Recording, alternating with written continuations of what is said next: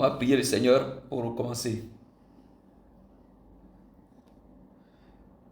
Notre Dieu, nous voulons te dire merci pour ta bonté, pour ce soir, cette grâce que tu nous accordes. Merci infiniment parce que tu nous as donné le temps pour nous retrouver, ô Dieu d'Israël. Merci infiniment que tu sois avec chacun de nous pour nous conduire dans toute la vérité. Nous voulons te servir. Permets que ce service soit bien nourri de ta parole, de ta connaissance, pour ne pas nous égarer, mais de faire tout ce que tu nous demandes au nom de Jésus-Christ. Merci Père. Amen. Ok, donc, salut à tous. Je vous salue tous.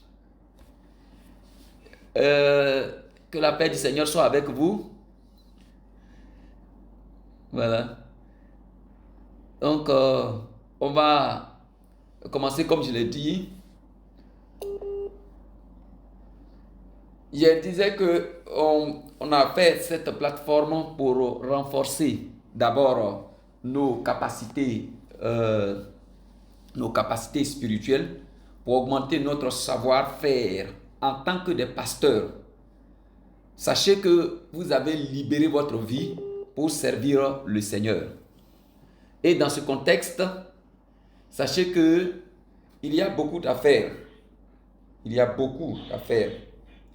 Beaucoup de choses à découvrir. C'est pour cela que on ne saura vraiment nous laisser à nous-mêmes nous débattre tout seuls avant de découvrir ce qu'on doit avoir comme outil pour faire le travail de Dieu comme il se doit. Donc c'est pour cela que cette plateforme est là pour vous aider, pour qu'on puisse aider. Aujourd'hui, c'est moi qui suis en train d'intervenir, mais demain, ça sera le tour de quelqu'un d'autre. Ce ne sera pas une chose où il n'y aura que un entretien unilatéral, mais ce sera bilatéral. Il y aura un échange, ce sera un dialogue. Bon, je ne pourrais pas dire dialogue puisque nous sommes beaucoup. Donc chacun va essayer d'intervenir. Donc voici un peu. Est-ce que vous me recevez bien? Oui. Ah d'accord. D'accord. Est-ce que ça va? Ça va maintenant? Oui, ça va. D'accord. Bon. Non, c'est pas une radio. C'est en fait, il y a un double réseau que j'utilise. J'utilise un double réseau. Ça va maintenant? Oui, ça va. D'accord. Bon, donc c'est ce que nous allons faire. Alors, nous allons présenter notre programme et notre progression. Dans ce programme-là, il s'agit de la formation pastorale. Vous savez bien que ce que nous faisons, c'est les méthodes et principes. Voilà.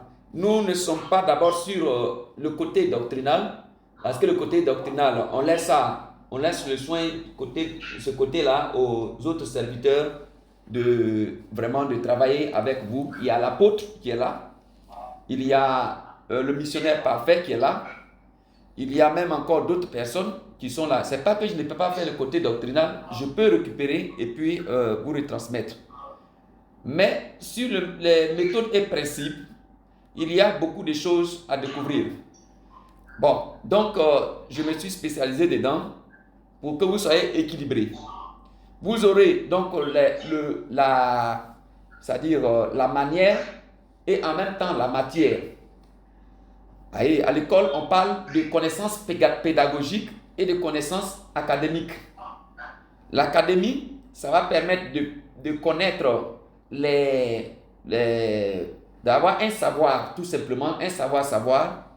Et alors que la connaissance pédagogique va te donner le savoir-faire, comment transmettre, quelles sont les méthodes et principes à utiliser pour une meilleure communication et toutes ces choses-là. C'est pareil pour le pasteur. Il a besoin d'avoir les deux types de connaissances. D'abord, la connaissance doctrinale, qui sera le fond, mais d'autres connaissances vont s'ajouter. Voilà, vont s'ajouter à cette connaissance doctrinale. Donc, nous aurons, dans un premier temps, dans le premier temps, nous aurons une formation qui va aborder trois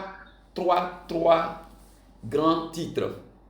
C'est-à-dire, c'est comme moi j'appelle ça les thèmes, 3 grands thèmes. Voilà.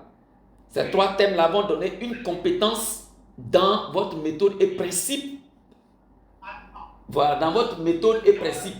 Hein, Oui. Est-ce que ça va? Ah, voilà. Les autres peuvent fermer leur micro. Voilà. D'accord, donc voilà, vous fermez au micro, à côté là en bas, voilà, merci pour ceux qui maîtrisent. Donc, là, j'ai dit on aura 3 thèmes. On aura 3 thèmes. Le premier, ce sera les techniques pastorales pour la croissance de l'Église. Les techniques pastorales pour la croissance de l'Église. Ça, c'est le premier thème.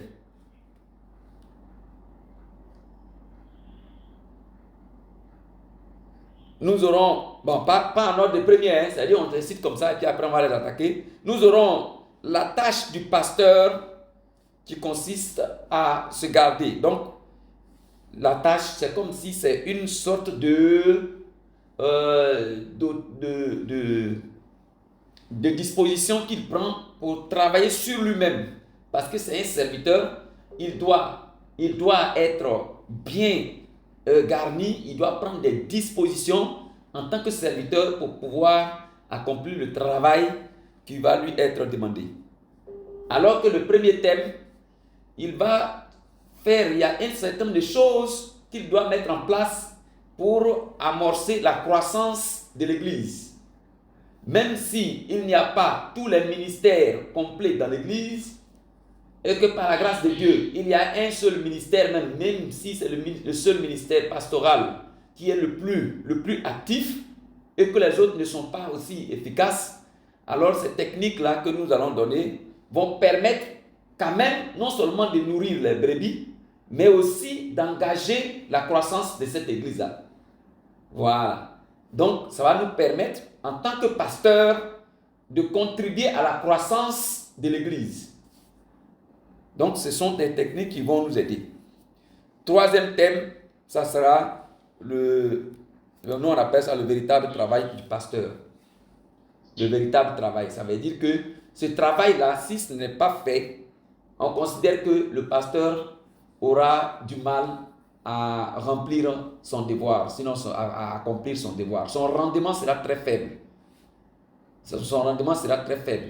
Donc, il aura un certain nombre de choses, de services qu'il doit rendre pour qu'il puisse être à la hauteur d'un pasteur. Voilà. Ok. C'est un peu pêle-mêle ce qu'on pourrait dire les responsabilités du pasteur. Mais on va aller ici à l'essentiel. Voilà, on va aller à l'essentiel comme les b.a.-ba, c'est-à-dire les choses élémentaires avant d'aller dans les choses qui sont des grandes connaissances. On va aller à l'essentiel, on va reprendre complètement, comme si on est au CP1 de l'école pastorale. Voilà. Donc, voilà un peu les 3 premiers thèmes que nous allons voir d'abord. Quand on va finir ça, on va attaquer d'autres thèmes. Donc, le mois, on a le premier thème. Non, pas j'ai dit le thème qui est le travail pastoral du pasteur, véritable du pasteur. Ça sera, donc nous allons prendre 4 heures pour faire cela. Donc on va faire ça en 4 heures. Il y a le travail qui consiste à prendre des dispositions pour se garder, pour éviter de tomber dans un certain nombre de choses. Nous allons prendre 4 heures. Et puis le dernier thème, lui, va prendre 6 heures. Des techniques pour la croissance. Parce qu'il y a beaucoup de choses à voir dedans. Donc voilà un peu. Donc logiquement, aujourd'hui, si vous êtes prêts, alors on va aborder le thème qui est le véritable travail du pasteur.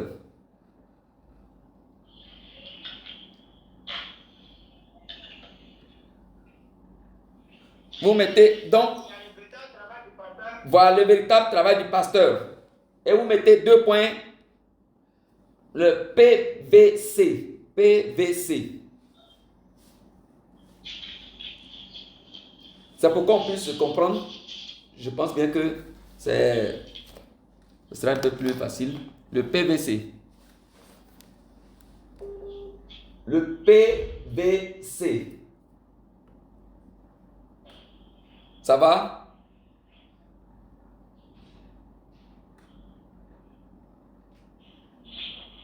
Ok. Donc, le PVC, c'est quoi? La lettre P, c'est... On va aller avec les verbes à l'infinitif. On va aller avec les verbes à l'infinitif. Le P, c'est prier. Le P, c'est prier.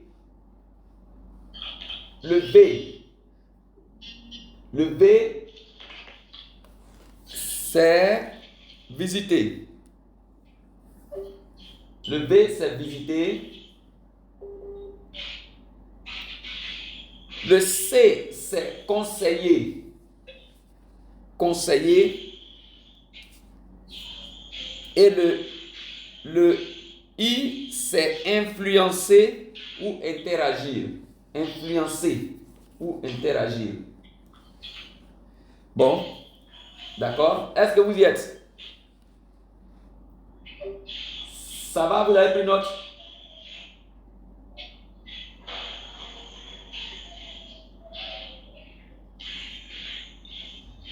Donc, on avance. On va prendre le petit 1 qui est prier. Donc, le travail du pasteur, on va regrouper ça dans ces 3 grandes activités.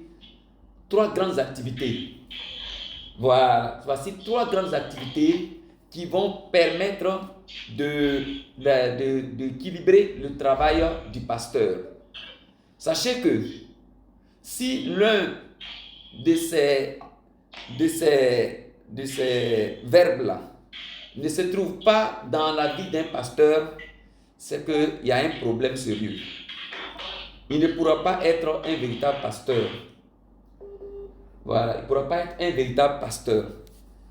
Donc, nous allons attaquer le premier, qui est la prière. Prier. Donc, prier. Ah bon? Oui, c'est venu. Mais ça va maintenant?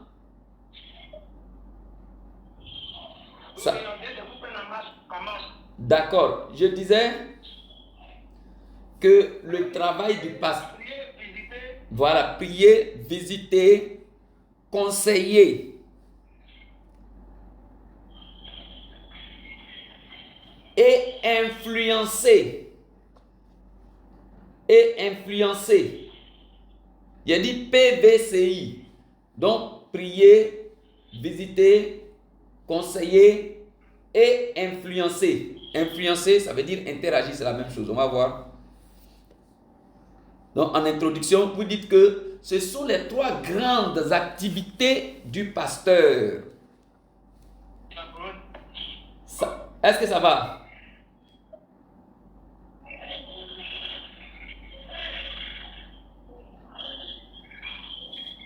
D'accord? Donc, on prend le petit 1. On va aller dans prier.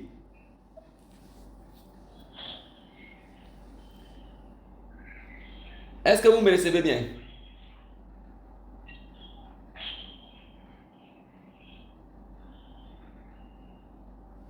On va aller dans prier. Alors, on va commencer à partir de l'Ancien Testament. On va voir ce que certains hommes de Dieu qui ont joué le rôle de pasteur dans le peuple d'Israël, comment est-ce qu'ils ont fait? Qu'est-ce qu'ils ont dit au sujet de la prière de l'homme de Dieu à qui le Seigneur aurait confié la tâche de berger de son peuple, la tâche de suivre son peuple? On a dit que nous savons tous que le travail du pasteur, c'est de surveiller, c'est de nourrir, de protéger, de conduire, tout ça. On connaît ça. Mais comment est-ce qu'il va faire le travail? On dit avec la prière, avec la parole, ça, on avait toutes ces connaissances. Mais je vous dis que la prière est une activité très importante pour le pasteur. Si en tant que pasteur, cette activité n'est pas bien gérée, n'est pas bien menée, ce sera un grave, et je pourrais dire même un péché. Je pourrais dire même un péché de la part du serviteur de Dieu. Donc nous allons voir ça à travers l'Ancien Testament et le Nouveau Testament. Donc nous allons prendre petit A, l'exemple de Samuel. Petit A, avec Samuel, le prophète Samuel. Est-ce que vous me suivez bien? Donc avec Samuel, nous allons lire ce que Samuel dit au sujet de la prière pour le peuple de Dieu en tant que berger.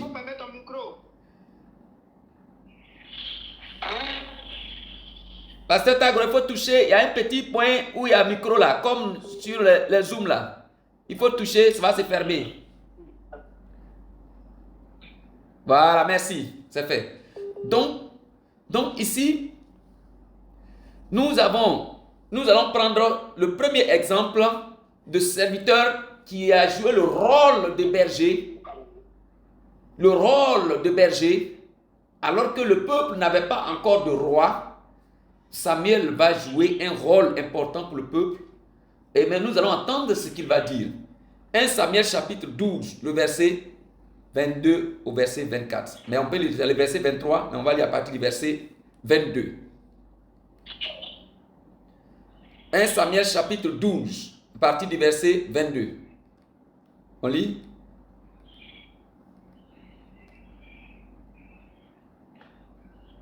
« 1 Samuel chapitre 12, à partir du verset 22. Oui? Je lis. «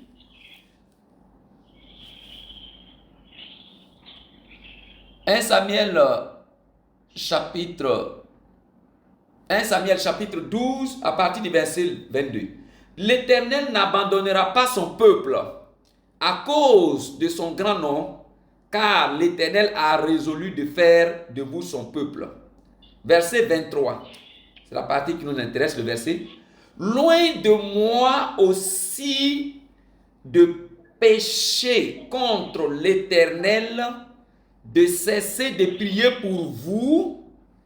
Je vous enseignerai le bon et le droit chemin. » Le verset 24. « Craignez seulement l'Éternel et servez-le fidèlement de tout votre cœur. Car voyez quelle puissance il déploie pour vous. »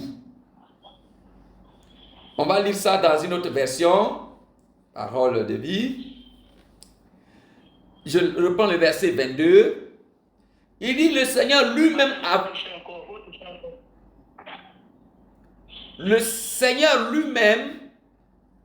a voulu faire de vous son peuple. Il ne vous abandonnera pas, car il veut montrer la grandeur de son nom. Le verset 23, c'est parole de vie que je suis en train de lire. Le verset 23. Moi, je ne veux pas commettre un péché contre le Seigneur en m'arrêtant de prier pour vous. Je continuerai à vous montrer le bon chemin et le droit chemin. Voyez? Donc ici, le serviteur de Dieu, Samuel, il voit le fait d'arrêter de prier pour le peuple de Dieu comme un péché. Est-ce que serviteur de Dieu, est-ce qu'on comprend ça? Lorsque le pasteur arrête de prier pour le peuple de Dieu, c'est un péché. Samuel, c'est vrai, il était prophète. Et s'il prie en tant que prophète, Dieu va l'exaucer, n'est-ce pas? En tant que prophète, s'il prie, Dieu va l'exaucer. Mais si Dieu exauce le prophète du peuple de Dieu, qu'en est-il du pasteur? Parce que si Dieu n'exauce pas le pasteur, qui est à qui la charge a été donnée, y compris le prophète lui-même qui est en train de prier pour être exaucé, mais c'est que c'est grave.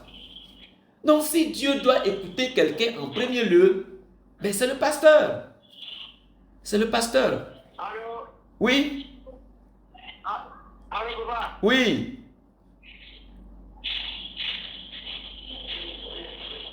Oui? Il y a un bruit. Pasteur Tagro, il faut fermer ton micro là, comme tu as fermé tout à l'heure, il faut toucher. Voilà, merci. Voilà, merci. Ok, donc, vous comprenez, arrêtons-nous bien dessus, sur cette notion-là.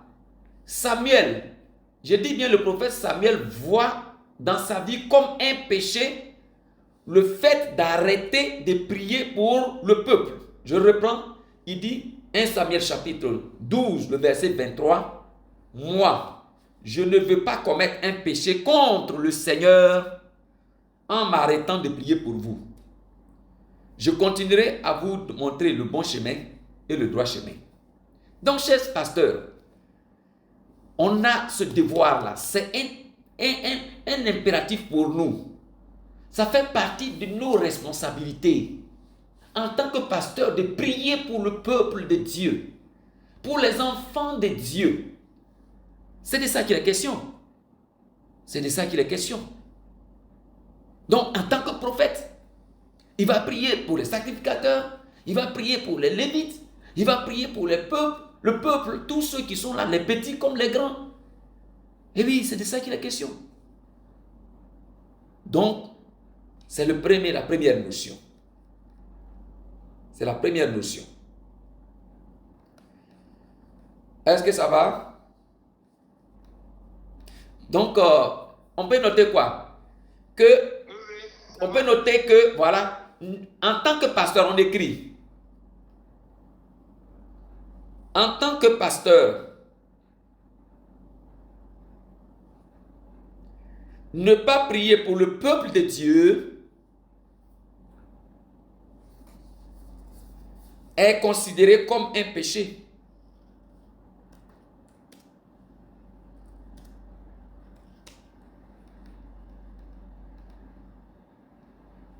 Est considéré comme un péché.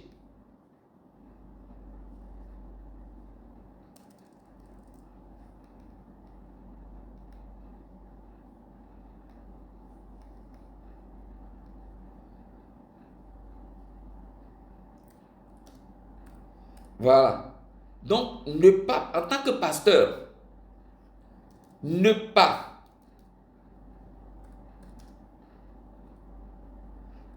prier pour le peuple de Dieu est considéré comme un péché. C'est considéré comme un péché.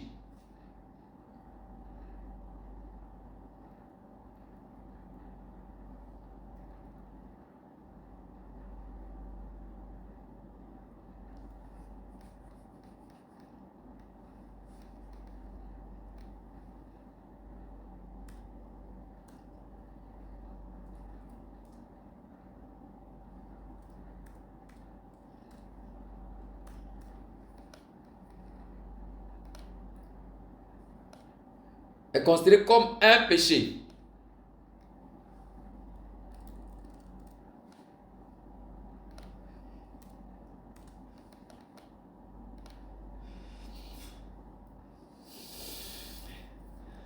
Ok, on va prendre le deuxième exemple de serviteur. Et puis on va tirer une leçon. On met exemple de Moïse avec le peuple d'Israël. Pour Moïse là, c'est comment? Il dit quoi? Qu'est-ce qu'il fait avec le peuple? il y a une action qui va être symbolisée ou matérialisée par la prière. Exode chapitre 17. À partir du verset 8 jusqu'au verset 14.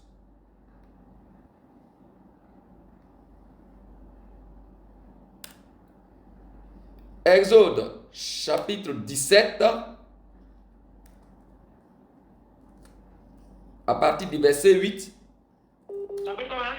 Exode chapitre 17, à partir du verset 8 jusqu'au verset 14.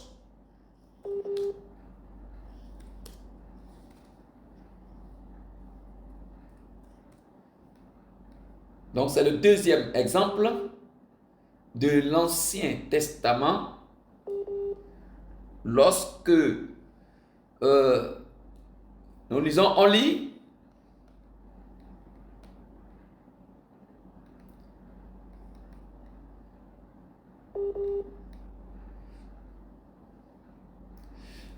à partir du verset 8. Amalek vint combattre Israël à Rephidim. Verset 9. Alors Moïse dit à Josué, choisis-nous des hommes, sors et combat Amalek.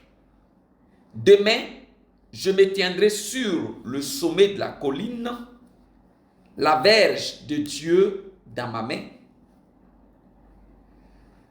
Josué. Alors Moïse dit à Josué, choisis-nous des hommes et sors et combat Amalek.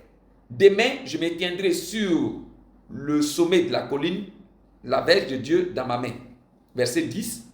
Josué fit ce que lui avait dit Moïse pour combattre Amalek.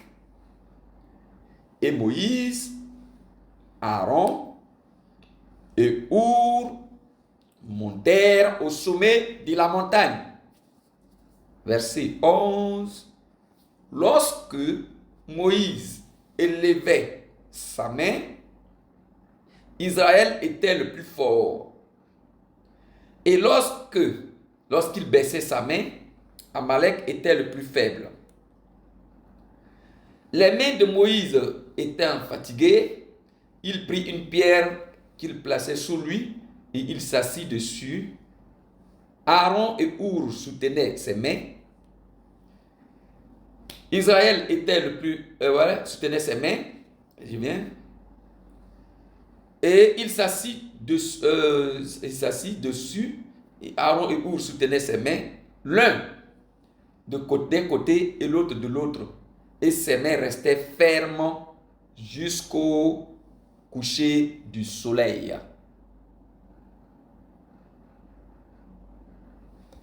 Qu'est-ce qui s'est passé? Josué vaincut Amalek et son peuple. Au tranchant de l'épée, l'Éternel dit à Moïse, écris cela dans le livre pour que le souvenir s'en conserve et déclare à Josué que j'effacerai la mémoire d'Amalek de dessous les cieux. Nous avons vu une action un peu étrange. Quelque chose nous paraît étrange, serviteur de Dieu. On peut donner plusieurs interprétations à l'action que Moïse, Our et Aaron ont posée sur la colline. On peut donner plusieurs connotations à la révélation que Moïse a reçue en disant, nous n'allons pas tous nous mettre sur le champ de bataille, mais moi, Moïse, je vais me tenir sur la colline. Moi, je vais être avec 2 serviteurs, nous serons 3. Tandis que vous serez sur le terrain, vous serez au front, moi, je vais lever le bâton vers le ciel. Les serviteurs de Dieu, vous pensez que c'est quoi? Le bâton levé vers le ciel, mais c'est un signe d'invocation du secours de l'Éternel. Que Dieu intervienne pour juger le peuple qui est en train de nous faire le combat. c'est appeler le secours de Dieu. C'est une sorte d'intercession pour le peuple qui est en train de combattre. C'est un soutien spirituel. Oui, c'est un soutien spirituel. C'est spirituellement parlant qu'on en juge. Sinon, un simple bâton levé au ciel, comment pourrait-il influencer de façon positive du côté du peuple d'Israël, de l'armée d'Israël, tandis que c'est en train de faire rage et fume du côté de ses ennemis, de leurs ennemis. Donc vous comprenez qu'il y a une action spirituelle que Moïse a posée. C'est vrai, c'est en tant que prophète, et il a reçu la révélation, mais Aaron n'était pas un prophète, Our n'était pas un prophète, mais ils sont venus pour soutenir le serviteur de Dieu. Pour faire quoi? Pour que le bâton soit levé. Le problème, c'est que le bâton doit être levé. Par qui? Par le responsable premier de l'Église, de la famille de Dieu, du peuple de Dieu. Dieu exaucerait, Dieu écouterait la voix de son chef, car il lui a remis ce peuple-là entre ses mains.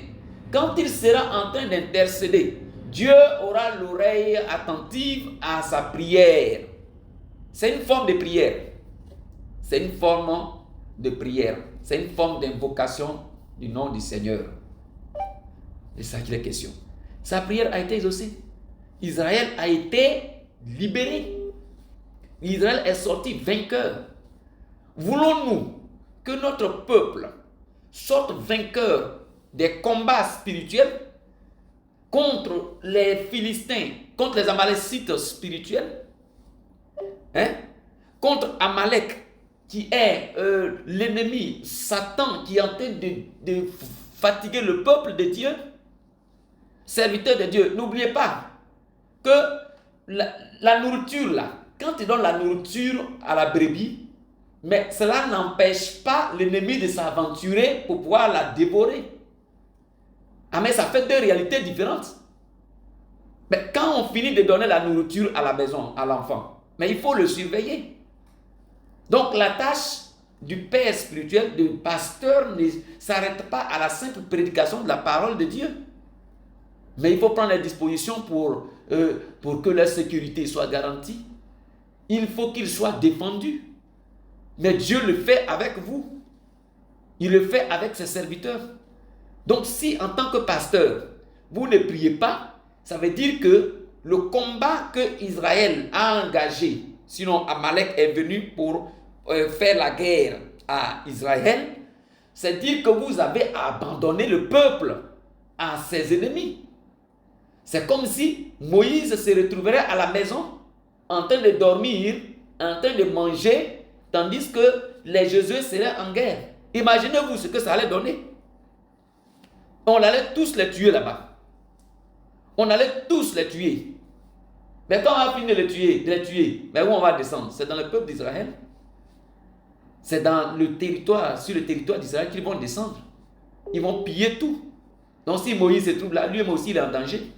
Donc quand, en tant que pasteur, on ne prie pas pour le peuple, pour qu'il soit fort, pour qu'il puisse sortir vainqueur des combats spirituels. Mais ne soyez pas surpris que à un moment donné, vous voyez que le peuple ne peut pas sortir, ne peut pas avancer. Des problèmes. Le peuple, l'effectif va diminuer à chaque fois. Mais ils sont vaincus. Ils sont vaincus. Vous allez voir qu'il y a beaucoup qui seront nonchalants. Ils vont venir avec des retards. Ils vont venir avec des problèmes. Mais ils ne vont jamais pouvoir s'en sortir. Ils vont regarder jusqu'à... Ils vont dire, oh, mais est-ce que l'affaire de Dieu là, est-ce que ça c'est vérité même? Et parce qu'il n'y a pas de pasteur qui prie pour ces brebis-là. Dans la prière, Dieu agit. Il agit. Dans la prière, Dieu intervient d'une manière qui est différente de vous, votre intervention. Moïse n'était pas sur le terrain, mais regardez son action apportée. On ne peut pas dire que c'est le peuple, par sa force, qui a remporté la victoire. Le peuple n'a pas gagné à cause de l'excellence des armes qu'ils ont, de l'efficacité des armes qu'ils ont. Ce n'est pas parce que les armes qu'ils avaient étaient plus fortes qu'ils ont vaincu, mais plutôt parce qu'il y a une action spirituelle, une action surnaturelle qui est posée par le prophète Moïse. Il jouait le rôle de pasteur là. Là, c'est le rôle de pasteur là. C'est le berger. Il donne des orientations.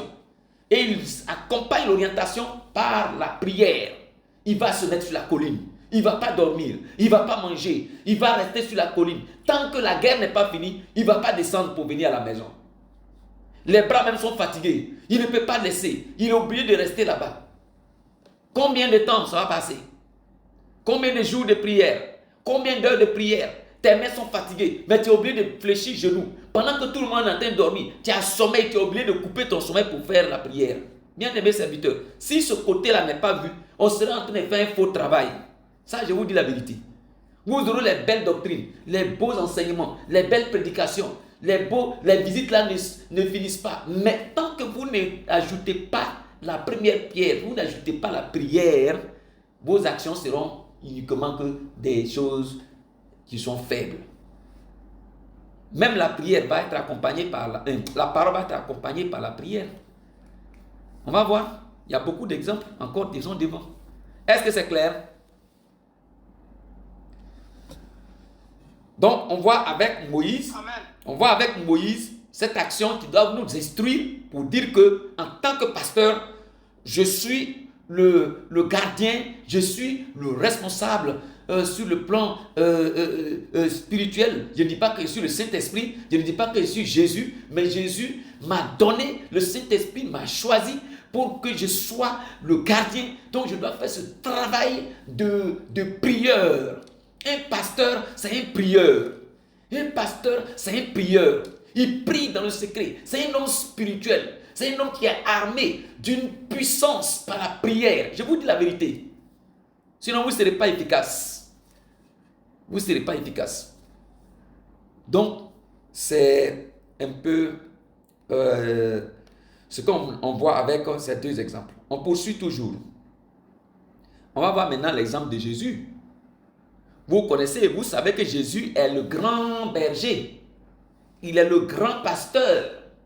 Nous tous là, notre exemple là, le modèle que nous sommes en train d'imiter, c'est Jésus en tant que le bon berger. N'oubliez pas cela. Il a dit, je suis le bon berger. Quand on dit le bon là, ça dit que si on veut noter les bergers, mais lui il a 20 sur 20. Mais nous on cherche à avoir. Est-ce qu'on peut avoir 18? Ah, tant mieux. Si on peut avoir 20, c'est ce qu'on cherche.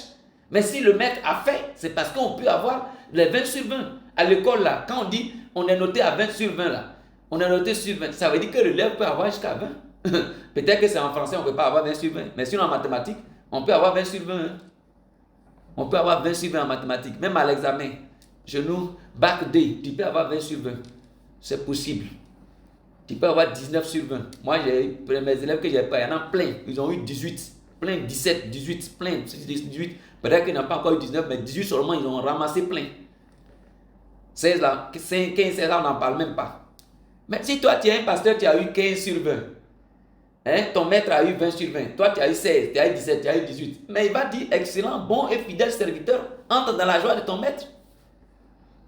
Mais je vous dis, pour avoir 20, 19, 16, 17, 18, 19 sur 20 en matière de pastorat, il ne faut pas dormir. Il ne faut pas dormir du tout. Il ne faut pas dormir. La prière, la prière. La prière, la prière. La première base. Je peux accepter qu'on peut manquer de connaissances parce qu'il n'y a personne pour nous aider. Parce qu'il n'y a pas un bon docteur dans l'église. Je peux, d'accord, on peut comprendre. On peut dire d'une part, ce n'est pas de ta faute. Mais un pasteur qui ne prie pas, mais là, à qui la faute? Bon, peut-être tu vas me dire parce qu'on ne t'a pas instruit, on ne t'a pas enseigné dessus, on n'a pas ouvert tes yeux. Mais je vous dis la vérité, un pasteur est un prieur. Si quelqu'un dit le contraire là, ce qu'il est en train de te blaguer, il est en train de te tromper, je vous dis la vérité. Si tu dors tous les jours, tu te reposes, à la fin peut-être tu as un petit truc pour manger, pour boire, oh j'ai eu le travail, tu vas commencer à grossir, ton ventre a commencé à sortir. Tes jours ont commencé à sortir. Pour là, comme ça, tu vas porter un habit. On dit, voilà, le pasteur, il est bien en forme. Hein. Ce n'est pas la forme physique qui fait le travail pastoral. Hein. C'est la forme spirituelle. Là. C'est ça qui fait le travail pastoral. Il faut être maigre comme squelette, comme nous. Mais si tu es rempli du Saint-Esprit, si tu pries de façon intense, vous allez voir ce que le Seigneur va faire. Ce n'est pas les gros bras que le Seigneur cherche pour faire, pour conduire son peuple. Ce n'est pas le gros ventre. Non, non, non, non. Ça, c'est un marketing avec les sociétés. On dit, on va avoir quelqu'un qui a gros ventre. Quand on le voit, voilà, c'est qu'il est responsable. Il veut faire. Et chez nous, ce n'est pas comme ça. C'est dans le spirituel. Quand les démons te voient, quand les gens te voient, ils savent que toi, tu es un homme rempli de l'Esprit de Dieu. Ce n'est pas la prière.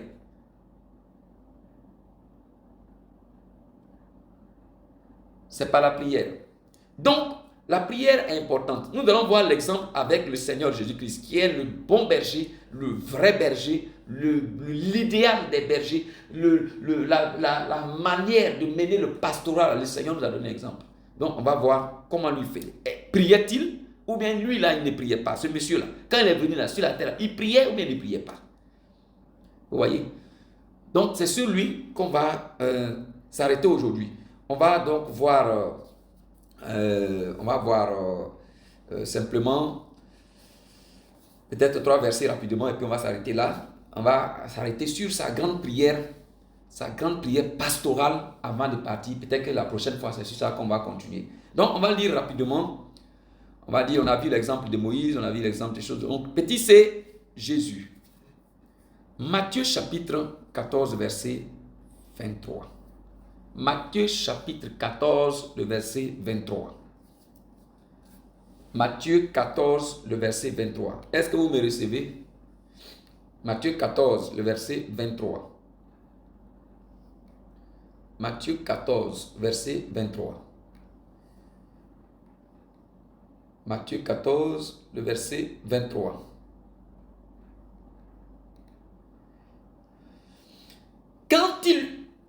Quand il l'eut renvoyé, ça veut dire le peuple, il monta sur la montagne pour prier à l'écart. Et comme le soir était venu, il était là seul. Il était là seul. Voilà. Qu'est-ce que le Seigneur a fait? Le peuple qui était à sa suite est venu pour chercher à être aidé par le bon berger, le grand berger. Quand le soir était arrivé, il a renvoyé le peuple. Et puis comme le Seigneur était très fatigué, il a travaillé toute la nuit, il va donc renvoyer les gens pour qu'ils partent dormir. Non, pour qu'ils partent manger, se laver, se divertir un peu, se chauffer parce que la journée est gagnée. Il y a beaucoup de personnes comme ça qui étaient à ma suite. Non. Il va aller faire quoi encore d'autre? Non, il va aller faire notre travail. Comme déjà le peuple est venu, c'est gagné. Seigneur, Père, merci. Parce que le peuple est venu beaucoup. Donc, je peux aller faire maintenant notre travail. Non. Il est allé à la montagne. Pour aller faire quoi? Pour aller prier là-bas. Il monte sur la montagne. On dit à l'écart. À l'écart. Il était là seul. Il était là seul. Mais ne pouvait-il pas prendre quelqu'un d'autre, ou bien 2 ou 3 personnes pour se faire aider dans la prière, comme Aaron et Hur ont aidé Moïse sur la montagne, sur la colline, parce que c'est sur la colline de toute façon on prie. Donc, lui, non. Lui, il est allé tout seul. Donc, cher serviteur de Dieu, le grand berger, le berger par excellence, il est monté sur la colline, sur la montagne, pour aller prier tout seul. Souvent, c'est le travail le plus difficile. Tu es seul. Tu vas te retrouver la nuit tout seul. Est-ce que tu peux avoir la force pour monter la prière, pour aller sur la montagne pour prier? Est-ce que tu pourras avoir ce courage? Tout pasteur qui va passer tout son temps la nuit en train de dormir et qui ne va pas tout seul aller à la montagne comme Jésus pour prier, il va faire un faux travail. Il va faire un faux travail. Voilà. Donc, le premier. Et on a vu, on dit, bon d'accord, c'est que Jésus n'avait pas encore eu ses disciples. À cause de ça, il était allé sur ce faux. Quand vous lisez le verset 24 de ce que nous venons de lire, où il était seul en train de prier, la barque déjà au bleu de la nuit était battue par les flots car le vent était contraire. À la 4e veille de la nuit, Jésus alla vers eux marchant sur la mer. C'est là, où les pierres, là, les apôtres vont dire, c'est un fantôme. Et ils vont crier, et là, le Seigneur va sortir, non, ce n'est pas un fantôme. Il va le montrer. Donc, à ce moment, il connaissait bien les pierres, il les avait déjà connues comme étant ces choses, ces serviteurs. Est-ce que vous comprenez un peu? C'est là. Marché jusqu'au verset 28. Pierre lui dit, Seigneur, si c'est toi, ordonne que j'aille vers toi sur les eaux. C'est ce Pierre-là. C'est son apôtre-là. Mais pour prier là, il les a laissés seuls. Il s'est retiré sur la colline pour aller prier. Peut-être que les autres voulaient aller pêcher là, je ne sais pas. Mais seulement je sais qu'il est parti prier seul là-bas. Donc, chers serviteurs, même s'il n'y a personne à côté de vous pour vous aider dans la prière, que vous êtes seul, pour pas que ça va vous déranger, montez, priez. Vous pensez que le Seigneur était parti prier pourquoi? Vous pouvez penser, ça peut être, si ce n'est pas pour lui-même, c'est que c'est pour les brebis. Voilà. Si ce n'est pas pour lui-même, c'est que c'est pour les brebis. Écoutez, c'était urgent, c'était important pour lui de le faire. On va lire un deuxième passage pour le Seigneur. Le deuxième, c'est Marc chapitre 6, le verset 40. C'est le même passage. On a lu ça pour dire que il était allé sur la montagne pour prier. Luc chapitre 12. Il va reprendre ce verset-là et puis on va voir que l'intensité. Luc va mettre l'accent sur la durée qu'il a passée. Matthieu, lui, il dit, il est monté sur la montagne pour prier à l'écart. Bon, après il a dormi, on ne sait pas. Mais on va voir avec Luc la durée de la prière qui a été faite. Donc, Luc chapitre 6, le verset 12. Luc chapitre 6, le verset 12. On est ici, comme il a dit, on va voir que le Seigneur va prier de façon longue pour son ministère, pour qu'il puisse achever son travail, pour qu'il puisse réussir son travail. Luc chapitre 6, verset 12. Un pasteur qui ne prie pas, qui passe tout son temps en train de faire autre chose, vraiment c'est un peu difficile pour lui de s'en sortir. Ok? Donc, on lit.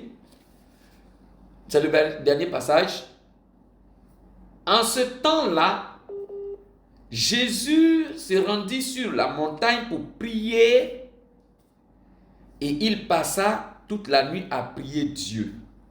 Vous voyez? Pour prier Dieu. C'est vrai, comme il dit, quand il dit, Luc va mettre l'accent sur la durée ici. Mais ce n'est pas les mêmes choses, pas dans le même temps, certainement. Ça veut dire qu'il parle le même jour.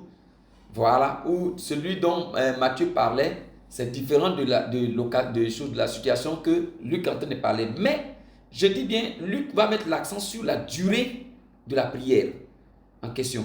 Donc, pour dire que le serviteur de Dieu passait de longs moments de prière. On lit. En ce temps-là, Jésus s'est rendu sur la montagne pour prier et il passa toute la nuit à prier Dieu. Toute la nuit. Toute la nuit. Donc, il n'était pas seul. Il n'était pas, disons, avec les autres. Il était seul. Il était seul. Il passe toute la nuit. Il fait une veillée individuelle. Toute la nuit.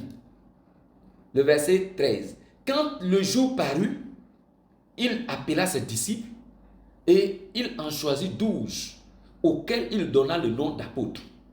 Il s'agissait de Simon qu'il nomma Pierre, André son frère, Jacques, Jean, Philippe, Barthélemy, Matthieu, Thomas, Jacques, fils d'Alphée, Simon, appelé le Zélote, Jude, fils de Jacques, et Judas Iscariote qui devint traître.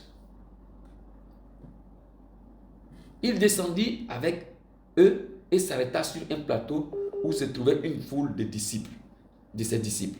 Voilà. Donc vous voyez un peu, on met l'accent sur la durée. Matthieu dit que non, lui il est monté pour aller prier tout seul à l'écart, alors que les disciples étaient là. Maintenant, on dit qu'avant de choisir les 12 là, parmi les disciples là, parce que c'est parmi la foule, parmi les plusieurs personnes qui le suivaient, c'est là qu'il a pris 12 qu'il a appelé les apôtres. Donc, avant de faire ça, il a passé toute la nuit en train de prier. Donc, nous comprenons que le Seigneur était un homme de prière. Donc, Matthieu nous parle, présente une situation dans laquelle le Seigneur s'est retiré pour prier. Luc nous présente encore une autre fois, une autre situation dans laquelle il a passé toute la nuit pour prier. Donc, nous comprenons que le Seigneur Jésus-Christ est un homme de prière. C'est un berger qui, sa vie est marquée par la prière. Voilà. Donc, serviteur de Dieu. On va s'arrêter là. Et on va voir encore une autre prière. Il y en a plein comme ça dans le Nouveau Testament, vous le savez bien. Voilà, que le Seigneur était un homme de prière. Voilà. Donc, c'est un exemple à imiter. C'est lui que nous ressemblons. Donc, essayons de revoir notre manière, notre façon de travailler. La prière, pardonnez, la prière. La prière. Exhortons-nous les uns les autres à la prière. Incitons-nous les uns les autres à la prière, chers serviteurs. Pour ne pas que nous soyons des serviteurs de parole simplement, il n'y a pas de prière qui accompagne. Je suis d'accord, vous êtes occupés. Il faut aller rendre visite, il faut aller faire ceci, il faut aller faire cela, il faut préparer un message. S'il y a peut-être certaines activités encore, il y a les enfants, il y a la famille, il y a plein de choses. Mais la prière, il ne faudrait pas que ça nous manque. Si ça nous manque, on sera inefficace. On sera très déséquilibré. C'est comme un pneu, et puis il y a 4 roues, et puis il y a un seul qui est percé. Vous voyez que ça devient difficile pour que la chose avance. C'est comme ça le travail pastoral. Que le Seigneur vous bénisse, qu'il vous aide dans ce travail difficile. Vraiment, le pastorat, ce n'est pas un travail facile. Parce que c'est un travail qui est méticuleux, un travail qui est très exigeant. Et souvent, si tu ne réussis pas, ça devient comme si vraiment tu ne connais rien du tout. Alors qu'il y a plusieurs facteurs, il y a plusieurs choses qu'il faut mettre ensemble pour que le travail réussisse. Donc, la première des choses que nous sommes en train de voir, c'est la prière. Que le Seigneur vous bénisse. Donc, j'envoie les audios, j'ai envoyé les audios sur la plateforme de ce que nous sommes en train de faire pour celui qui voudrait certainement voir après, il peut les écouter aussi. Donc, voilà un peu, que le Seigneur vous bénisse. Amen. Voilà, donc on va prier pour la fin. Seigneur notre Dieu, nous te prions pour cette rencontre de ce soir. Merci infiniment. Aide-nous. Voici les pasteurs que tu es en train de choisir. Ils ont laissé toute leur vie. Ils ont laissé tout leur travail. Et Seigneur, ils disent que c'est toi et toi ceux qui vont servir. Ils se sont engagés, ils se sont imprégnés dans ce service éternel. Donne-leur la force pour la prière.